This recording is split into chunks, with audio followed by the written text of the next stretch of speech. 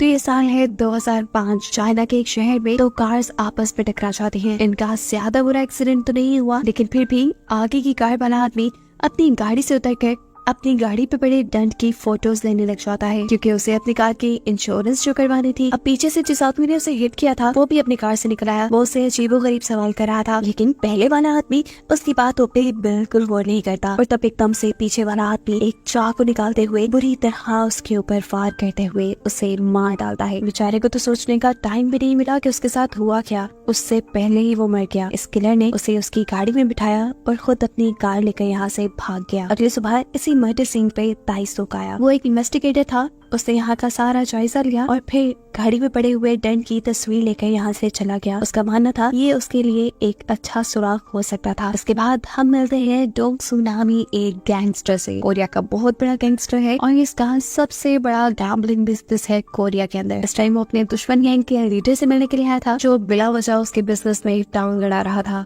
Gangster यहाँ उससे करने आया था डील। इनकी बहस के दौरान इनके असिस्टेंट भी आपस में इन्हीं के लिए बहस करने लग जाते हैं। इस चीज से डोंगसो को गुस्सा आ जाता है और वो खड़े होकर सबसे पहले अपने ही असिस्टेंट को मारता है और फिर दूसरे आदमी के असिस्टेंट को मारते हुए उसके मुंह से उसके दांत ही निकाल देता है और कहता है, जब दो बड़े बात कर रहे थे तो तुम्हारी हिम्मत कैसे हुई बोलने की। हाथ में पकड़े हुए इन्हीं दांतों को वो नीचे पड़े हुए वोडका के ग्लास में डाल देता है और यही ग्लास दूसरे गैंगस्टर के सामने कर देता है। वो जो डोंगसो से बहुत ज्यादा डर चुका था, वो यही दांतों वाली वोडका पीकर डोंगसो की डन कर लेता है। सीन कट होकर पुलिस स्टेशन में हम ताइसुक को देखते हैं, जो अपने सीनियर्स के साथ है। वो अपने सीनियर्स को बताता है कि शहर में हुए पिछले कई मर्डर्स का पैटर्न सेम है, बिल्कुल ऐसा ही जैसा कल एक मर्डर हुआ है। मुझे लगता है कि ये एक सीरियल किलिंग का केस है। उसके बाद सुनते ही उसके सीनियर उसके ऊपर गुस्सा हो जाते हैं और कहते हैं, पागल हो, मुझे लगता है ज्यादा हॉलीवुड मूवीज देखने लगे हो तुम। तुम्हारे पास एक केस है, उसी की इन्वेस्टिगेशन करो तो ज्यादा बेहतर होगा। दूसरी तरफ गैंगस्टर अकेले ही अब अपने घर के लिए निकल चुका था। अभी वो रास्ते में ही था कि एकदम से उसकी कार को कोई हिट कर देता है। ये कोई और नहीं था बल्कि वही सीरियल किलर था। डोंगसू ने कार से उतर कर देखा, टर्न नॉर्मल था। उसने इशारे से किलर को वापस आने को बोला और खुद गाड़ी की तरफ बढ़ गया, लेकिन वो किलर वापस गाड़ी में बैठने थोड़ी आया था। उसने एकदम से डोंगसू के ऊपर हमला कर दिया। आज उसकी किस्मत बुरी थी, वो ये नहीं जानता था कि वो हमला किस पर कर रहा है। डोंगसू ने पीछे बढ़ते हुए उल्टा इसी किलर को पकड़ लिया। उसने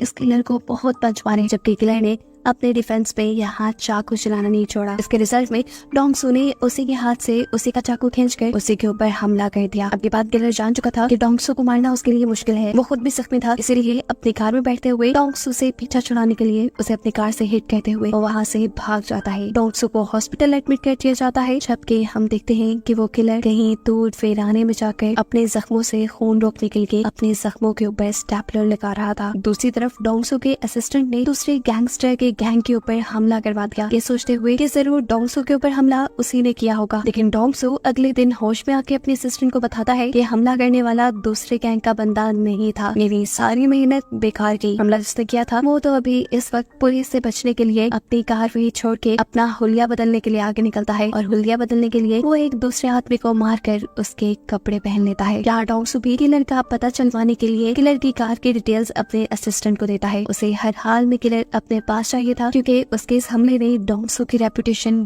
पूरी तरह गिरा दी थी। यहीं पर उससे मिलने के लिए ताइसुक भी आया, जो चाहता था कि डोंगसू उस पे हुए हमले की रिपोर्ट लिखवाए, लेकिन डोंगसू को पुलिस के ऊपर बिल्कुल एतबार नहीं था। ताइसुक भी जब डोंगसू के घर से वापस आ रहा था तब उसने डोंगसू की कार देखी। उसकी कार के पीछे भी बिल्कुल वैसा ही डंट था जैसा सभी मर्डरर्स की कार के पीछे था। उसके जाने के बाद डोंगसू ने भी अपने बंदों को किलर का स्केच देते हुए उसे ढूंढने के काम पे लगा दिया था और इसी दौरान किलर दिखा चुका था अपना एक और वार। वो एक और बंदे का मर्डर करते हुए उसका ट्रक ले चुका था, लेकिन उसे ये बात मालूम नहीं थी कि इस ट्रक में एक और आदमी भी है, जिसे मारते हुए भी वो बिल्कुल ही हिचकिचाता। लेकिन इस मर्डर में उससे हो जाती है गलती, उसका चाकू वही रोड पे गिर जाता है। इस किलर को हर हाल में ताइसुक पकड़ना चाहता था। वो जानता था कि ये सब एक सीरियल किलिंग है और पकड़ना उसे डोंगसू भी चाहता था। ताइसुक ने डोंगसू से एक फेवर मांगी थी कि डोंगसू अपने ऊपर हुए हमले की रिपोर्ट पुलिस में करवा दे, और जब डोंगसू ये नहीं करता तो कुछ ही देर बाद ताइसुक उससे इस चीज का बदला लेने के लिए उसके सभी गैम्बलिंग स्टेशंस के ऊपर रेड करवा देता है और उसकी हरकत को देखते हुए डोंगसू अब इसे मिलने के लिए अपने घर बुलाता है। यहाँ टाइसुक डोंगसू को बताता है, मैं उस किलर को पकड़ना चाहता हूँ। वो किलर कोई आम नहीं बल्कि एक सीरियल किलर है। और ये तो डोंगसू को भी लग रहा था, क्योंकि आज से पहले कोई इतना बहादुर नहीं था कि डोंगसू के ऊपर हमला कर सके। इसी हमले की वजह से डोंगसू के क्राइम वर्ल्ड में डोंगसू की रेपुटेशन गिरती जा रही थी और इसी चीज का फायदा दूसरे गैंगस्टर्स उठा रहे थे। और ये सब कुछ ठीक हो सकता था किलर को ही पकड़कर। डोंगसू के बंदे लगातार किलर को ढूंढने में लगे हुए थे और फाइनली फिर उन्हें किलर की कान और उसका गिरा हुआ चाकू मिल ही गया। इसे हासिल करने के बाद एक तीसरी मर्तबा डोंगसू टाइसुक को अपने घर बुलाता है। इन चीजों के जरिए किलर तक पहुंचना डोंगसू के लिए थोड़ा मुश्किल था, लेकिन टाइसुक के लिए नहीं, क्योंकि उनके पास एक अच्छी फोरेंसिक लैब थी। वो टाइसुक से कहता है, देखो एक गैंगस्टर के लिए उसकी रेपुटेशन सबसे बड़ी होती है और इस हमले की वजह से मेरी रेपुटेशन काफी गिर चुकी है। मैं चाहता हूँ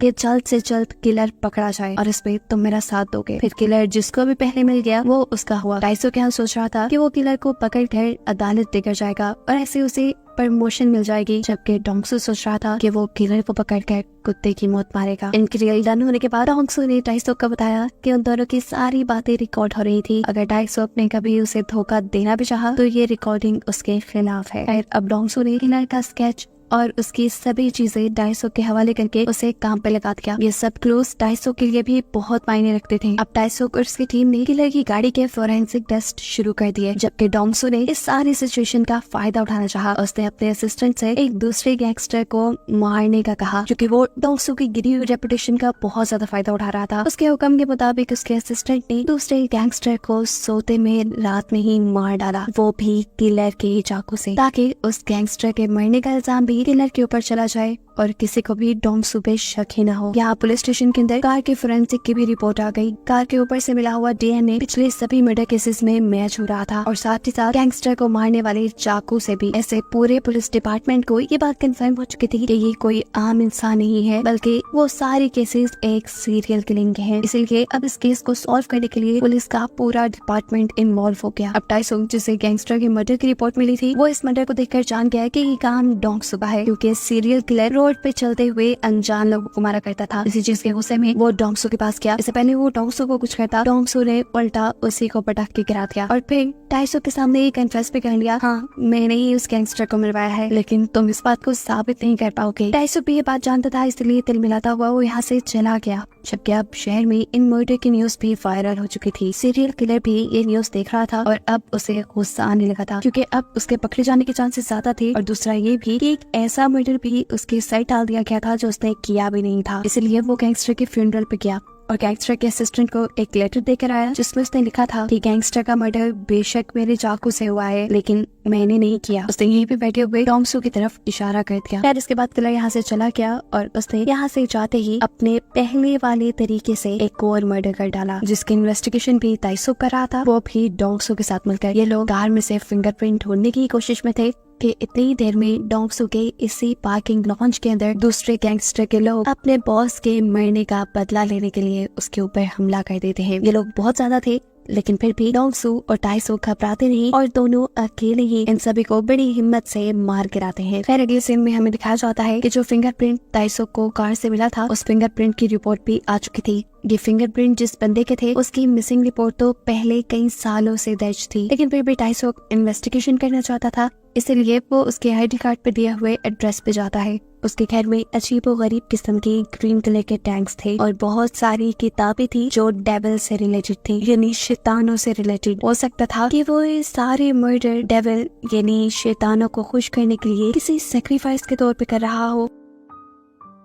उसे यहाँ पर एक पिक्चर में मिली जो हूबहू डोंगसू के बनाए हुए किलर के स्केच से मैच कर रही थी। ये बहुत बड़ा क्लू था। टाइसुक फौरन अपने ऑफिस जाता है और इस आदमी के बारे में बाकी सभी इंफॉर्मेशन निकालने को कहता है। जिसके बाद टाइसुक ने डोंगसू को कॉल मिलाई, जो कि इस टाइम एक मीटिंग में था। मीटिंग में एक बंदा जब उसकी बेइज्जती करता है तो डोंगसू उसे इतने थप्पड़ मारता है कि वो आदमी वहीं मर जाता है। जिसके बाद उसने टाइसुक की कॉल रिसीव की तो टाइसुक ने उसे बताया कि तुम्हें मैंने एक आदमी का वॉइस नोट सेंड किया है, वो सुनो और बताओ क्या ये वही किलर ही था। उसकी आवाज सुनकर डोंगसू ने ये 100% कंफर्म कर दिया कि वो किलर ही था। उसके बारे में मजीद इन्फॉर्मेशन निकाली गई और इन्हें मालूम हुआ कि किलर का नाम कांग योंग है। बहुत सारी इन्फॉर्मेशन इकट्ठी करने के बाद इन्हें मालूम हुआ कि सीरियल किलर के जो फादर थे वो एक साइको इंसान थे, वो उसे बहुत मारा करते थे और ऐसे ही साइकोलॉजिकल रीजन एक्शंस की वजह से ये किलर बाकी सब लोगों का मर्डर कर रहा था। अब टाइसोक को जो किलर की फोटो उसके घर से मिली थी उससे वो डोंगसो को दी और डोंगसो ने ये पिक्चर अपने पूरे गैंग को दे दी और सबके सब अब किलर को ढूंढने लग गए। सबने मिलकर इस शहर का एक एक हिस्सा छान मारा लेकिन उन्हें कोई सुराग नहीं मिला। डोंगसो को अब इस चीज से गुस्सा आ चुका था, उसे बहुत जल्दी थी किलर को पकड़ने की,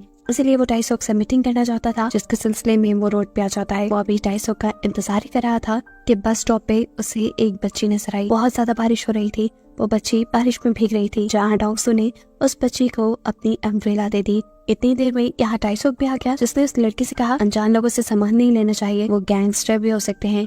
जिसके जवाब में बच्चे ने कहा मुझे तो आप ही गैंगस्टर लगते हैं। और ये सुनकर डोंगसो हंसने लग गया। यहाँ बस भी आ गई और बच्ची बस में बैठ गई। उसने बैठते हुए भी डोंगसो का शुक्रिया अदा किया। और यहाँ एक चीज जो हमने नोटिस की कि इसी बस में वो सीरियल किलर भी बैठा हुआ था। रात में डोंगसो के सभी गैंगस्टर और पुलिस के सभी डिटेक्टिव्स मिलकर खाना खा रहे थे और इसी चीज पे डिस्कशन कर रहे थे कि कैसे किलर को ढूंढा जाए। तभी टीवी पे इन्हें एक न्यूज दिखाई देती है कि उसी सीरियल किलर ने एक और मर्डर कर दिया था। इसी मर्डर साइट पे डोंगसो को अपनी अम्ब्रेला दिखती है और वो पहचान जाता है कि किलर ने उसी बच्ची का मर्डर किया था जिससे वो सुबह में मिला था। ये देखकर उसे बहुत दुख हुआ। इस रिपोर्ट से सभी डिटेक्टिव ये जान गए कि अगर कुछ ही देर पहले किलर ने मर्डर किया है तो जरूर वो यहीं गई होगा। इसीलिए डोंगसो के सारे आदमी और पुलिस के सारे डिटेक्टिव्स उसे ढूंढने के लिए निकल गए। शहर का हर कोना इन्होंने छान मारा, रेस्टोरेंट, मोटल, शॉपिंग मॉल, हर जगह उसे ढूंढा। आखिरकार इन्हें एक ऐसा मोटल मिल ही गया जिसके ऑनर ने उन्हें ये कंफर्म कर दिया कि किलर यही रुका है। लेकिन फिलहाल वो होटल पे नहीं था,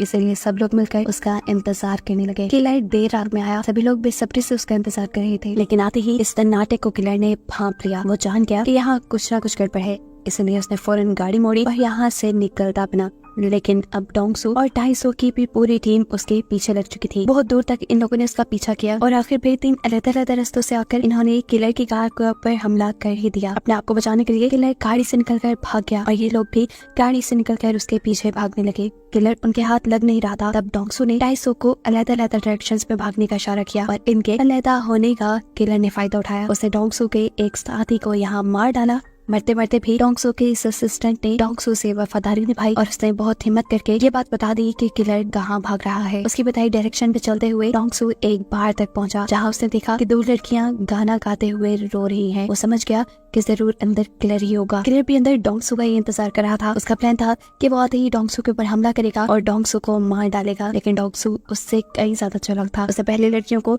साइड पे होने का इशारा दिया और फिर लड़कियों से खामोशी से किलर के बारे में पूछा। उन्होंने वॉशरूम की तरफ इशारा किया। इससे पहले कि किलर वॉशरूम से निकलकर डोंगसो के ऊपर हमला करता, डोंगसो ने दरवाजा तोड़ते हुए किलर के ऊपर ही हमला कर दिया और दरवाजे के ऊपर से ही मार मार कर किलर को इतनी बुरी हालत में पहुंचा दिया जैसे वो मरने के करीब हो। जिसके बाद उसने किलर को पांव से पकड़ा और घसीटते हुए यहाँ से ले गया। टाइसोक उसे आवाज़ें देता रह गया, लेकिन डोंगसो ने उसकी हर आवाज, हर कॉल को इग्नोर कर दिया। डोंगसो इस किलर को, इस डेविल को अपने वेयर हाउस में ले गया। उसने वहाँ जाकर डेविल यानी इस किलर को बहुत मारा।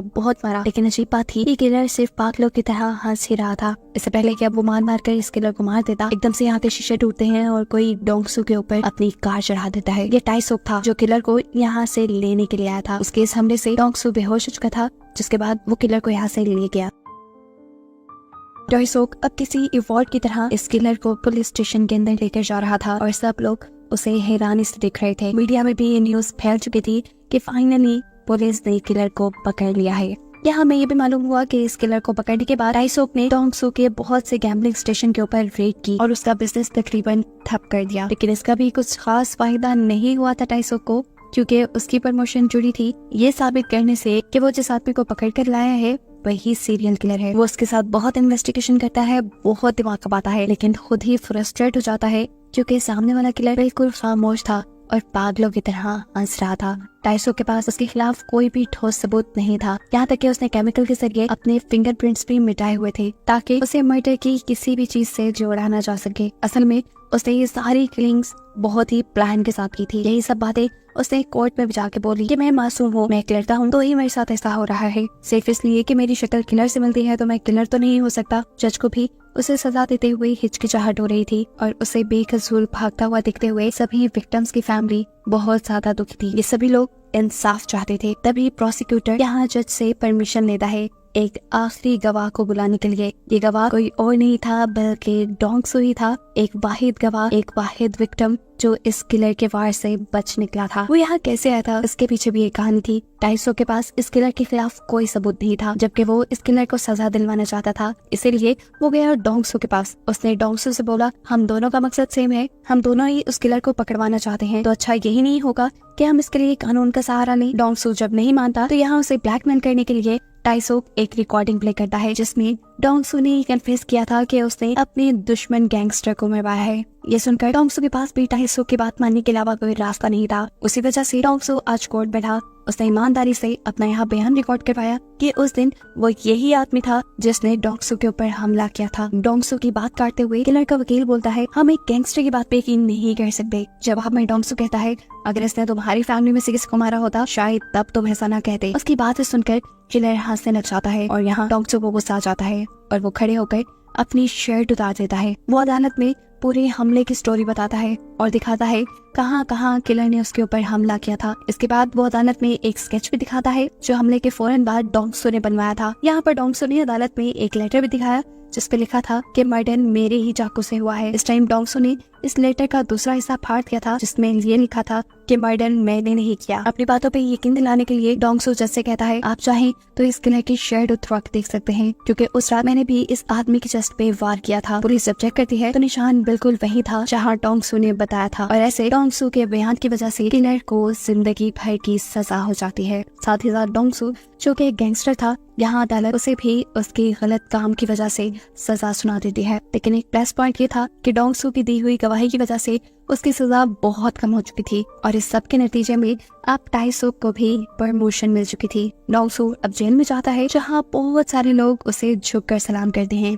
यही दूर बेंच पे हमें एक आदमी दिखाया जाता है जो वहाँ बैठा बुक पढ़ रहा था। ये कोई और नहीं बल्कि वो सीरियल किलर ही था जिसे देखकर डोंग सू हंस रहा था। असल में अपना कन्फेशन रिकॉर्ड कराना, अपने ये जुर्मों पे जेल आना, ये सब भी डोंग सू का ही प्लान था, क्योंकि उसने कसम खाई थी कि अपने ऊपर हमला करने वाले आदमी को वो खुद मारेगा। और टाइसो के साथ काम करने की शर्त भी उसने यही रखी थी कि अदालत की सजा सुनाने के बाद किलर को कानून नहीं मारेगा बल्कि वो खुद मारेगा, जिस पर टाइसो मान गया था। ऐसे प्लान के मुताबिक टाइसो ने उसे उसी जेल में रखा जहाँ पे पहले से ही किलर था। इसलिए तो डोंग सू अब बहुत खुश था। वो हंसते हुए एक रस्सी लेकर वॉशरूम में जाता है जहाँ पर किलर पहले से ही नहा रहा था। डोंग सू को देखकर उसकी सांसें खुश्क होने लगी। डोंग सू ने मुस्कुराते हुए से कहा, चलो वो खेल खत्म करते हैं जो हमने शुरू किया था। यानी साफ जाहिर था कि यहाँ डोंग सू उसे मार देगा, लेकिन उससे पहले ही ये मूवी यहाँ खत्म हो जाती है।